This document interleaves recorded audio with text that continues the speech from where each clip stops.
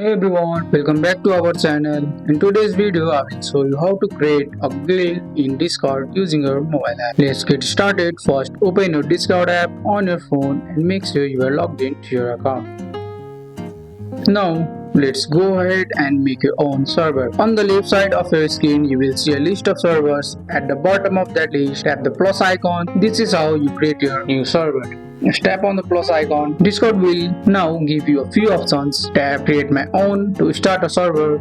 You will be also asked if the server is for you and your friend or for a community. Choose the one that fits you best. Now give a server name, something fun or meaningful. You can also upload an image to use as your server icon, but that's optional. Once you're ready to tap create server. After the server is created, Discord will ask if you want to invite friends. You can skip this for now or send them an invite link by tapping invite and choose people from your friend list. And that's it. You have now created your own guild. From here you can add text channels, voice channels, set roles and make it truly yours. That's all for today's video guys. I hope you guys like this video. If you found this video helpful, drop a like, subscribe for more videos. Thanks for watching and see you in the next one.